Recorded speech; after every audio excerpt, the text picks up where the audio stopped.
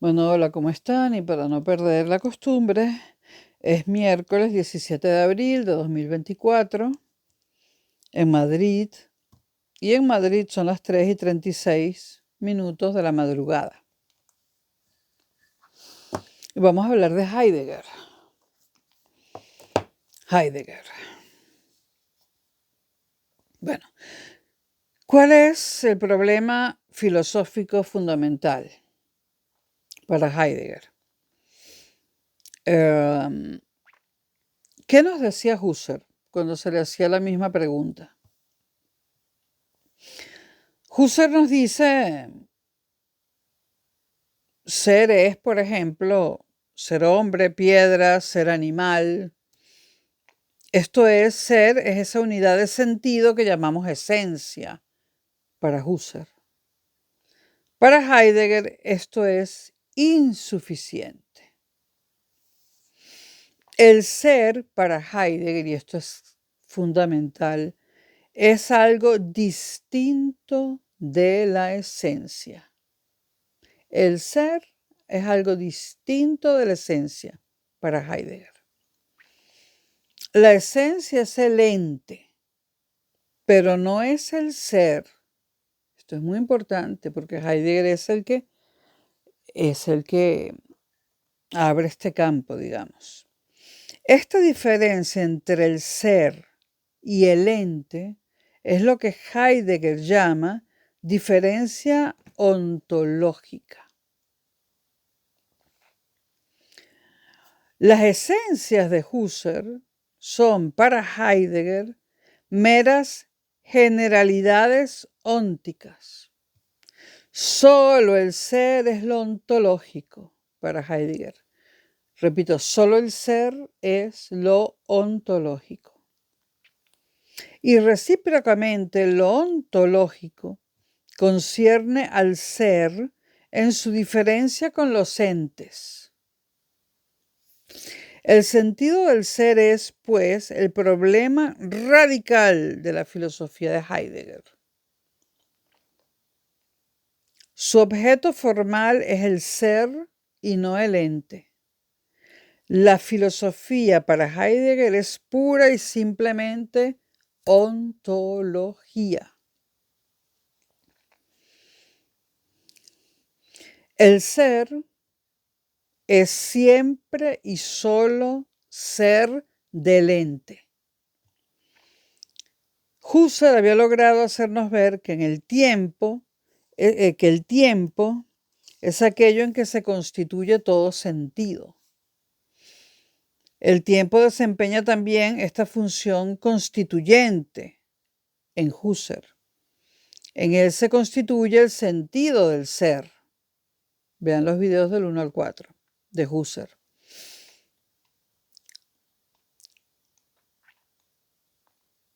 Ahora, el ser y el tiempo, en su unidad radical, se le convierten entonces a Heidegger en la estructura del problema ontológico. Queda así formulado su problema: ser y tiempo.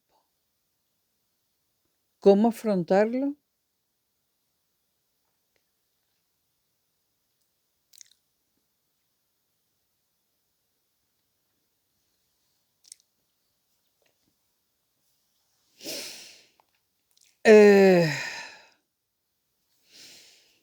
La raíz del problema filosófico para Heidegger. Recordemos que Husserl se eleva trascendentalmente desde la vida natural al problema filosófico mediante un acto de reducción fenomenológica. Pero en este acto atiende Husserl solamente al término a que nos conduce, a la esfera de lo trascendental. Por eso la reducción es un acto que para Husserl reposa, en cierto modo, sobre sí mismo. Ahora bien, Heidegger se plantea el problema de la reducción como un acto ejecutado. Y desde este punto de vista, la reducción es un acto de la vida natural del hombre. Un acto que emerge de esa vida natural simplemente como una posibilidad que le pertenece por su propia índole. Será necesario determinar la estructura de la vida natural para ver en qué punto de ella brota y cómo brota la filosofía como una posibilidad humana. Heidegger acusa, dice, que Husserl ha desatendido esta investigación, no la atendió lo suficientemente. Esta investigación, dice Heidegger, esta investigación de Husserl, no es aún una ontología. Sin embargo, puede serlo. Heidegger lo llama ontología fundamental, donde fundamental significa fundante de la posibilidad de la ontología. La filosofía, esto es, la ontología, es una posibilidad que arranca de la preontología. La preontología para Heidegger es la de Husserl, inscrita en el ser del hombre. Obviamente, para entender a Heidegger, no hay más remedio que entender a Husserl o leer a Husserl. Y para leer a Husserl no hay más remedio que leer a Descartes y a Kant. Esto es Descartes, Kant, como mínimo, ¿no? Dejando muchos filósofos de lado, pero esto es mínimo de lado. Pero esto es mínimo Descartes, Kant, Husserl, Heidegger. Bueno, Heidegger se ve retrotraído a un análisis estructural del hombre y de su vida natural. ¿Cómo afronta Heidegger la caracterización ontológica, lo que ónticamente llamamos vida? Heidegger parte del hecho de que el hombre, en cualquier acto de su vida, está siempre constitutivamente abierto a las cosas y a sí mismo, comprendiendo que aquello a lo que está abierto es todo ente. El hombre en su vida tiene ese modo de ser que Heidegger llama comprensión del ser. En alemán, Seinverständnis. Comprensión del ser.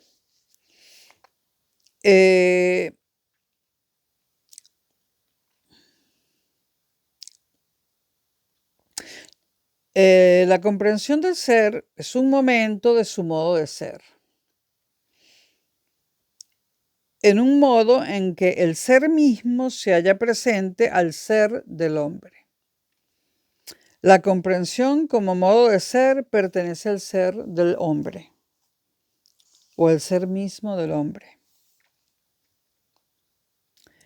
El hombre es el ente que consiste en que le es presente. En que le es presente ¿qué? El ser mismo. Entonces, el hombre es el ente en que le es presente el ser mismo.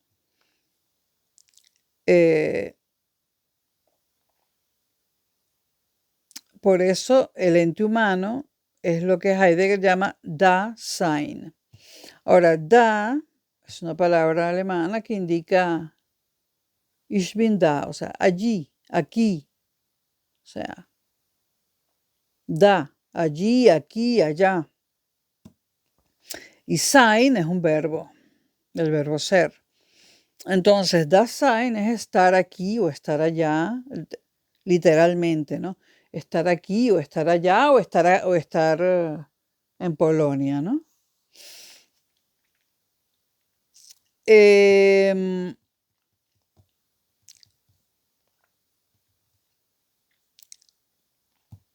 Entonces, Heidegger llama al ente humano el Dasein, lo que está allí o allá. El hombre es, pues, aquel ente cuyo ser consiste en la presencia del ser. Por eso no puede entenderse el ser desde el hombre, sino que ha de entenderse al hombre desde el ser.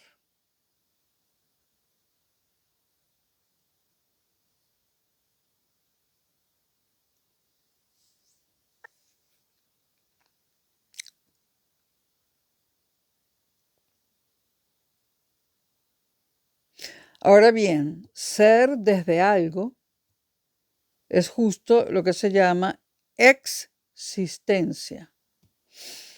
La esencia del Dasein es, pues, existir desde el ser. Aquí, existir no significa el hecho de tener existencia real, sino que significa el modo como llega el hombre a ser lo que es. El hombre como ente es Dasein, es decir, está allí o allá. Y el ser de este ente, que es el Dasein, envuelve como momento suyo la comprensión del ser. Para simplificar, Zubiri, no yo, se toma la libertad de llamar al Dasein simplemente existencia. Pero llamar al Dasein existencia, no estoy en lo absoluto de acuerdo. Dasein significa estar allí. La mayoría de los traductores, literalmente Dasein significa estar allí. Estar allí y existencia, ni siquiera existir, a mí no me convence, ¿no? En la mayoría de las traducciones de Heidegger, lo que se dice es que el hombre está arrojado en el mundo. Arrojado en el mundo. O sea, y traducen el Dasein no como existencia, sino como estar arrojado en el mundo. ¿Okay? Dasein como arrojado en el mundo. A la existencia humana compete el ser en un mundo. La comprensión del ser, en vista del cual y desde el cual el hombre existe, es pues también comprensión del mundo. Desde esta comprensión del mundo es desde la que mi existencia tiene el cuidado de descubrir y comprender lo que son todos los entes que hay en ese mundo. Es decir, la comprensión del ser desde el cual existo para mí mismo es a una la comprensión del ser que no es la existencia misma. En y por esta comprensión son patentes a la existencia los entes intramundanos y su ser. Esta patencia es lo que Heidegger llama verdad, aletheia.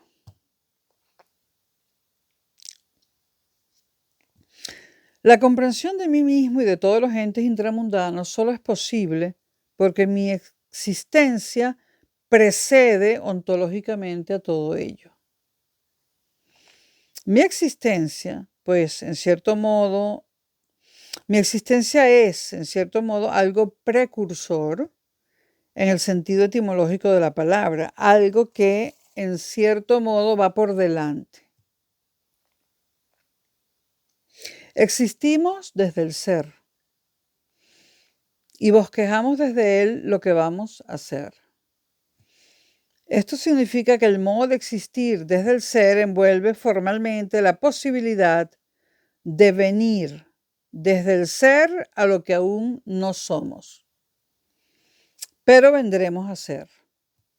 Este porvenir pertenece intrínsecamente al sentido del ser desde el que existimos.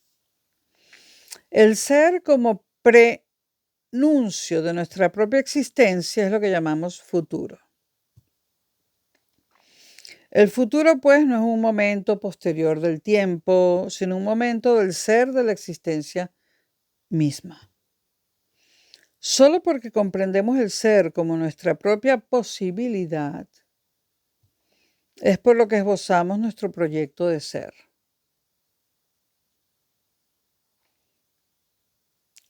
La unidad de lo que es el ser desde que existimos. Y esta unidad de este ser desde el que existimos es lo que Heidegger llama temporeidad. No se trata de tiempo, sino de la unidad del ser desde el que existimos.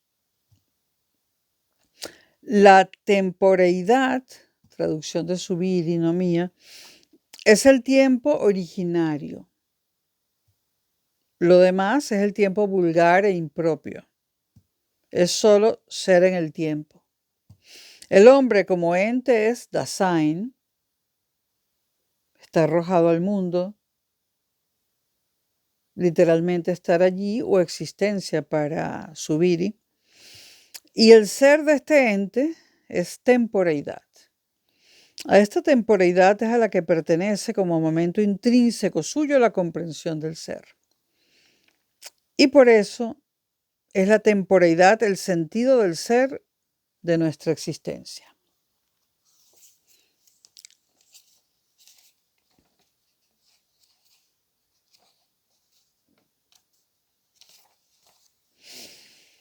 Que esto sea una estructura puramente preontológica, la de Husserl, y lo dice Heidegger, ¿no? Significa que van envueltas en ella posibilidades distintas de enfrentarse con el ser. Para esclarecerlo, Heidegger apela a ese estado de ánimo fundamental que es la angustia, muy importante, la angustia, el ser arrojado en el mundo de forma angustiosa. Eso es Heidegger.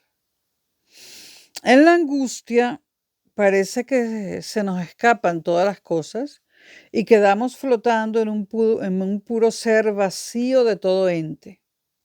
Bueno, es el vacío existencial, como uno dice alegremente, cotidianamente, ¿no? O sea, repitamos, es en la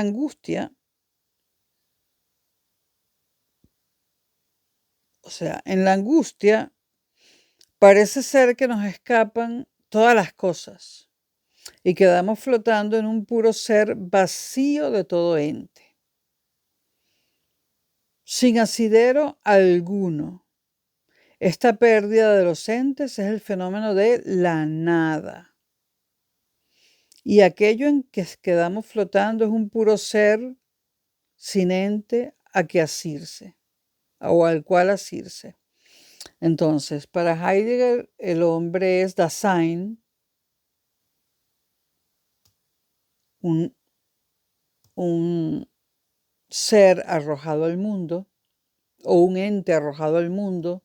O sea, el ser para Heidegger es Dasein, arrojado al mundo, a un mundo lleno de angustia, donde experimenta la nada, que es el vacío de cualquier tipo de ente, ¿no? Y donde no tiene nada a lo que asirse.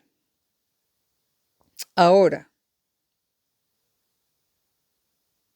esto acontece a todos los hombres, piensa Heidegger, yo no pienso lo mismo, y no es nada peculiar de la filosofía. Pero en este fenómeno de la angustia, o puede que acontezca a todos los hombres, pero no de forma consciente. Por eso la gente llena su vida de hijos, nietos, fiestas que hay que celebrar, la del tomate, la del higo, la del espárrago, dándole sentido a la nada. Pero esto se hace de forma inconsciente. Los que lo hacemos de forma consciente, muchos se suicidan y otros, muy pocos se salvan, ¿no? Por eso que, aunque Heidegger piensa que a todos los hombres le pasa esto, de la angustia, les pasa inconscientemente e inconscientemente lo están llenando de esposas, hijos, maridos, empleos, ¿no? A muy pocos les pasa de forma inconsciente. Esto es opinión mía, ¿no? Pero segurísima estoy que si le pasa a todos los hombres, se podría decir que a todos les pasa de forma inconsciente. A muy poquitos les pasa de forma consciente, entre ellos a Heidegger y a mí, modestamente. Yo no he creado ninguna filosofía, pero digamos que he experimentado la nada. Ya no, porque estoy psicoanalizada y ya no me importa. Por cierto que el ser y la nada de Sartre redunda en esto, de cierta forma, pero la novela de Sartre, la única, y es que con una novela así tú no tienes que escribir más nada. La náusea de Sartre, con ese personaje Roquentin, explica ese sentimiento de el vacío, o sea, de la nada, bueno, como nadie lo pudo haber explicado. Y el título, La náusea, es la nada, es el vacío existencial. Esa novela de Sartre es la novela de un genio, es una novela genial. Realmente Sartre es que es un genio en su dramaturgia, es un genio como novelista, es un genio como filósofo. Realmente la genialidad de Sartre es impresionante, ¿no? Y es un hombre que siempre, que nunca se traicionó a sí mismo y que nunca pudo ser, o sea, nunca se encontrará una contradicción en la forma como Sartre enfrentó su vida.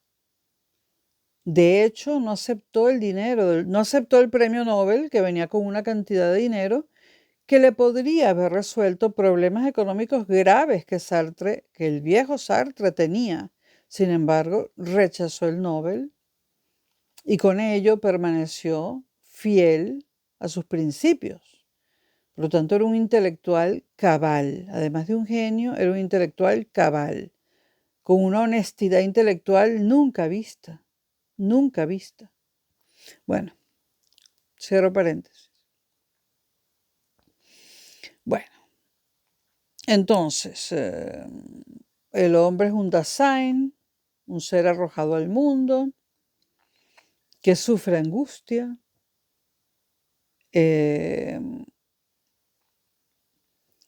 y sufre angustia porque desaparecen los entes y se queda vacío, ¿no? Y está ante el fenómeno de la nada y no tiene nada a lo que asirse. Decía yo que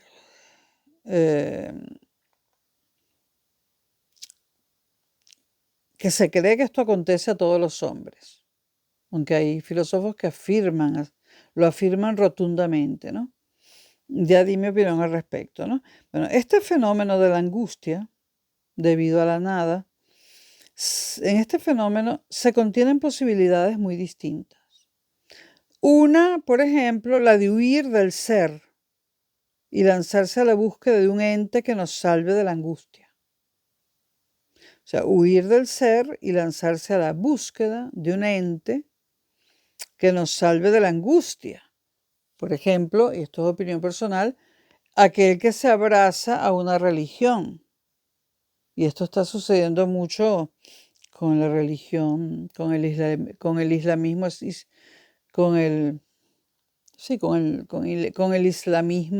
extremo, ¿no? Entonces,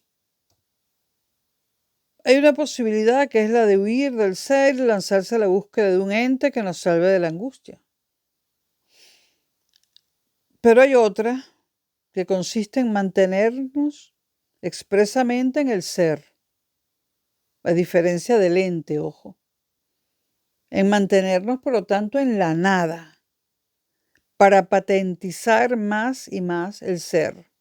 O sea, te mantienes en la nada, en el vacío existencial, para poder tratar de alcanzar el verdadero ser, el ser último.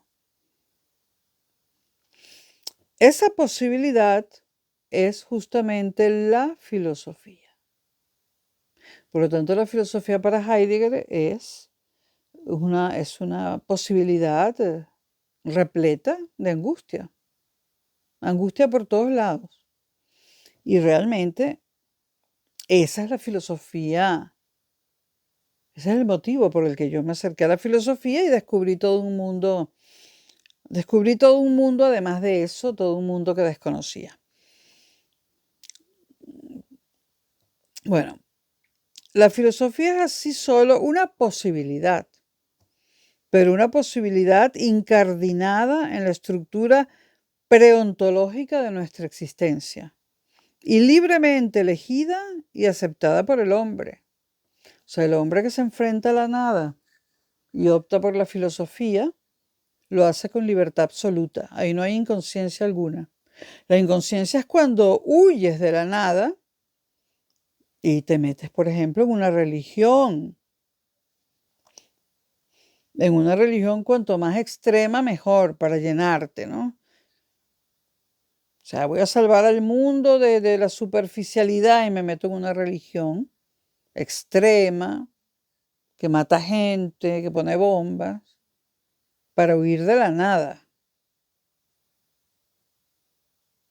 Allí no solamente eres superficial, sino que eres un criminal. Aunque no enfrentarse a la vida teniendo como horizonte siempre la muerte, porque es lo único seguro, es una cobardía horrorosa. Y aquel que se suicida matando, y ya saben a quiénes me refiero, no es más que el non plus ultra de la cobardía. Huyendo de la nada, te suicidas matando a los demás. Basura. Entonces, para Heidegger, escoger la filosofía es escoger la angustia y lo haces libremente, no te lo impone nadie. La filosofía no es sino la tematización expresa de la trascendencia que preontológicamente constituye la existencia. Filosofar, dice Heidegger, es trascender explícitamente. Es decir, es hacerse cuestión del ser que de una manera no cuestionada, preontológica, está comprendido por el mero hecho de existir el hombre.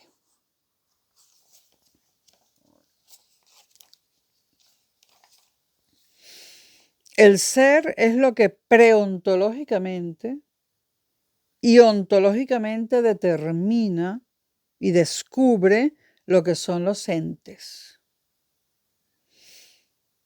La metafísica clásica, según Heidegger, había considerado las cosas en tanto que son, pero nunca se había hecho cuestión del ser en y por sí mismo. Por lo tanto, la filosofía de Heidegger es una ontología.